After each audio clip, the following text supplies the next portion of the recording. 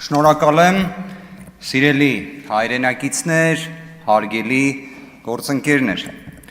Քննարկում ենք պետաիրավական մշտական հանձնաժողովի նախագահի թեկնածուին, այսինքն մեր հայրենակիցների առօրյա ամենակարևոր ոլորտին կյանքի առնչվող տիրույթն է,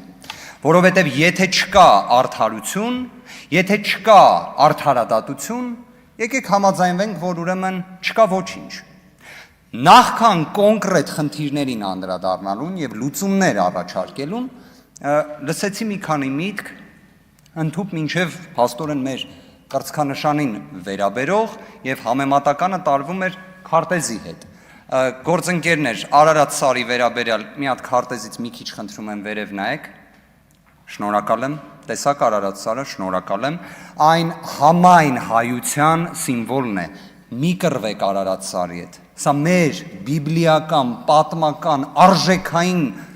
սարն է։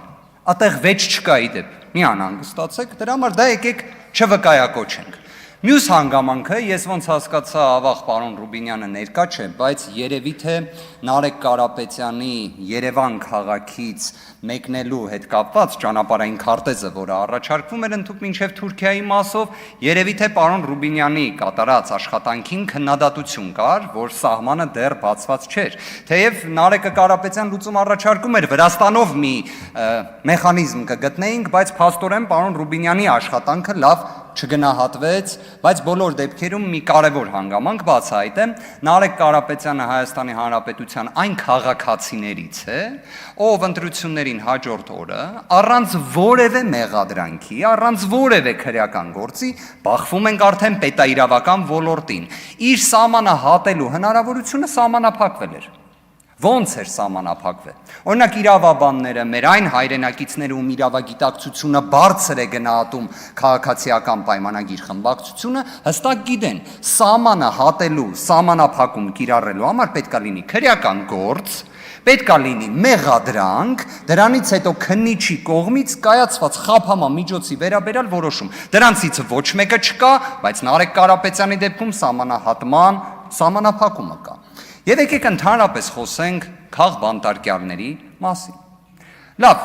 հարգելի գործընկերներ, սիրելի հայրենակիցներ, իմացեք, Հայաստանի Հանրապետությունում չկա որևէ մեկ մարդ, նույնիսկ ձեր ամենամեծ համակիրը քաղաքացիական պայմանագիր խմբակցության գործընկերներ, որ օրինակ 1% անգամ կասկած ունի, որ Սամվել Կարապետյանը ապօրինի է կալանավորվել եւ կալանավորվել է, քանի որ Facebook-ում Նիկոլ Փաշինյանը կոնկրետ ցուցում տվեց։ Այսինքն դուք կարող եք ասել, որ ձեր ելույթները, որոնք դուք ունենում եք, ԱԺ-ից դուրս իդեպ,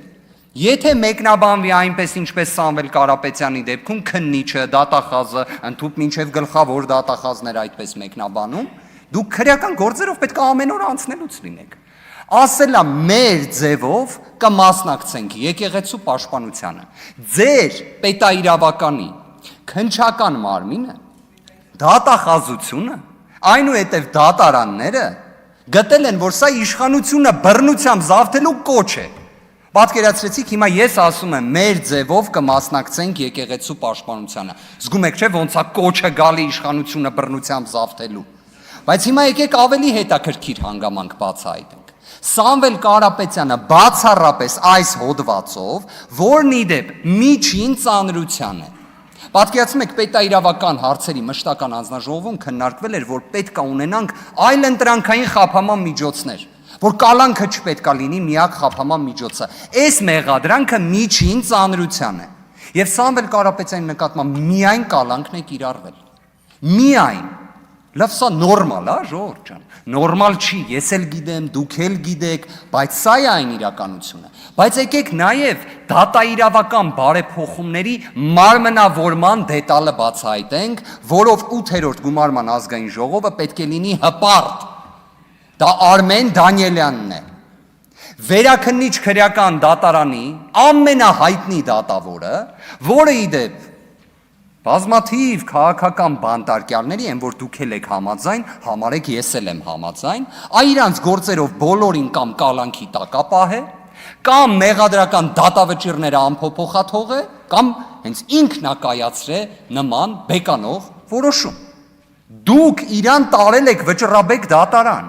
Ինքը 2003 թվականից վերաքննիչ քրեական դատարանի դատավոր ա եղել։ Ոչ մի առաջընթաց չի ունեցել, ոչ էլ հեռացվել է դատական համակարգից, ինչը ցավով եմ ընդգծում։ Բայց դուք իրան առաջ խաղացում եք տվել, այսինքն ձեր դատական բարեփոխումների ծրագիրը կոչվում է Արմեն Դանիելյանի անվան դատական բարեփոխում։ Դուք ի վերջո մնացական Մարտիրոսյանին 8 տարվա մեջ, դուք 8 տարի իշխանություն եք, թիվ 1 պատասխանատուն եք դատական համակարգի, դուք իրան առաջ խաղացում եք տվել, առաջ խաղացում դատարանի նախագահ եք դուք տեսնում մնացական Մարտիրոսյանին, դուք իդեպ Մասիս Մելքոնյանին, արդեն անդրադառնում ենք իմ հարցերին, Մասիս Մելքոնյանը, որը Արամ Զավենի Սարգսյանի կուսակցության կարկառուն ներկայացուցիչն էր, ուղարկել եք դատական համակարգ, առանց որևէ մի ընդմիջման, ընդհատման։ Իդեպ գիտեք ինքն էլ ինչ էր ասում էր ես հենց երդվեցի, որ դատավոր եմ, սաղ մոռացա։ Այն քաղաքական ինչ կաշկանդվածություն ունի, սաղ մոռացա։ Դուք խոսում եք Հանրապետության նախագահ ինստիտուտի նկատմամբ հարգանքի մասին, բայց տեսեք ինչ ձետալ կա։ Հանրապետության նախագահ Մասիս Մելքոնյանին դատավոր նշանակելու հրամանագիրը չէր ստորագրել, բայց դա ձեզ հետաքրքիր չի, ինչի չի ստորագրել եւ այլն։ Դուք ի վերջո նաեւ այն ազգային ժողովի 8-րդ գումարման, այսպես ասած ազգային ժողովի աշխատանքներին մասնակցող գործընկերներին ասեմ, դուք նաև Արտակ Զեյնալյանին ընտրել եք որպես ՍԴ դատավոր, իմանալով, որ այն որ խոսում էինք Երևան քաղաքի ավականու ընտրություններ, բայց ինքը այնտեղ էր, Հանրապետություն կուսակցությունից։ Դուք իրան ուղարկել եք սահմանադրական դատարան, դուք Վլադիմիր Վարդանյանին, ով այստեղ էր նստում, ձեր հետ ՔՊ-ի, նաև ձեր կուսակցական գործընկերն էր, մի քանի ամիս առաջ ուղարկեցիք սահմանադրական դատարան, նույնը Վահագն Հովակիմյանի վերաբերյալ։ Լավ, իրականում Հայաստանում ուրիշ կադրային բազա չկա, պետք է լինի կամ Արմենը Դանիելյան, կամ Մասիսը Մելքոնյան, կամ մնացականը Մարտիրոսյան։ Իդեպ շատ հետաքրքիր հանգամանք էլի նշեմ, օրինակ ձեզ արդյոք չի անհանգստացնում դատաիրավական բարեփոխումների տեսանկյունից, որ սրբազանների դեպքում կալանքի որոշումները միշտ կայացնում է Մասիս Մելքոնյանը։ Դուք տեսնում եք Facebook-ում ինչ աստիճան տիկին Ջուլակյանի ասած դատական ակտերի կանխատեսելիություն կա։ Իրապես դատական ակտերի կանխատեսելիություն, սա շատ վատ բան է, սիրելի հայրենակիցներ։ Հիմա կոնկրետ մի քանի լուծում էլի առաջարկեմ։ Պատկերացրեք միջին ծանրության հանցանքի մեջ մեղադրվող անձ, ով նախկինում երբևէ արատավորված չի եղել ու չկա ոչ մի կոնկրետ տվյալ, որ ինքը կթաքնվի, կխոչընդոտի կամ նոր հանցանք կկատարի։ Եկեք քրդատ օրենսգրքում ամրագրենք, կալանք չեք կարա տանեք այդ դեպքում։ Տարեք տնային կալանք։ Մենք գիտակցում ենք, չէ՞ որ խափանման միջոցը պատիժ չի։ Կամ եկեք արձանագրենք, որ դա պատիժ է, որ դա զենքն է քաղաքական իշխանության։ Նայեք, կոնկրետ լուծում եմ առաջարկում։ Մյուսը, դուք գիտեք, չէ՞ որ քրեակատարողական հիմնարկներում վստահ եմ падգամավորներ կան, որ ծանոթ ունեն, հերրու ծանոթ ունեն կամ մոտիկ ծանոթ ունեն, ով որ եղել է ՔԿՀ-ում։ Պահման պայմաններից դուք տեղյակ եք, չէ՞, հարգելի գործընկերներ։ Դուք որ պատկերացնեք միջազգային փորձում, իմ գործերից մեկի առանց անուն նշելու բացահայտում անեմ։ Պատկերացրեք անձը գտնվում էր Գերմանիայում, քրեակատարողական հիմնարկում ՀՀ քաղաքացի, ում պետք է հանձնեին ԱՄՆ իշխանություններին։ Չհանձնեցին, գիտեք ինչ հիմնավորմամբ, որ ԱՄՆ համապատասխան նահանգի քրեակատարողական հիմնարկում հովացման համակարգը պատշաճ չի աշխատում։ Հովացման համակարգը պատշաճ չաշխատելու համար դա համարվել է անմարդկային վերաբերմունքի ռիսկ, չեն հանձնել։ Դուք գիտեք Հայաստանի ՔԿՀ-ներում ինչա հիմա կատարվում։ Օրինակ Երևան կենտրոն ՔԿՀ-ում, Արմավիր ՔԿՀ-ում, Նուբարաշեն ՔԿՀ-ում, Արթիկ ՔԿՀ-ում եւ շարունակ։ Երբ խոսում են քաղ բանտարկյալների մասին, գործընկերներ, եթե մարդուն սխալ կալանավորում են, ու դու տեսնում ես այդտեղ չարամիտ նպատակ, ինքը քաղ բանտարկյալ է։ Հիմա Մխիթարյան Ռուբենի դեպքում նորից ենք ասում, սա ցայտուն օրինակ է, պատկերացրեք, եղել է քննիչ, եղել է դատախազ, եղել է առաջին ատյանի դատավոր, ով ասել է ինքը պետքա կալանավորվի։ Բայց վերաքննիչի մի հատ դատավոր, որ այստեղ ներկա падգամավորներից մեկը իր դատական ակտը քննադատում էր, ասելա չէ, Ռուբեն Մխիթարյանին չպետք է կալանավորել։ Ու այդ դատավորը ճիշտ է եղել։ Չնայած դուք որևէ մի դեպքում դատավորներին իրական անկախության ազդակ չեք փոխանցում։ Վերաքննիչ վարչական դատարանի վերաբերյալ կոնկրետ լուծում եմ ուզում առաջարկել, ներողություն եմ խնդրում 30 վայրկյան խոսքս ավելացնեմ։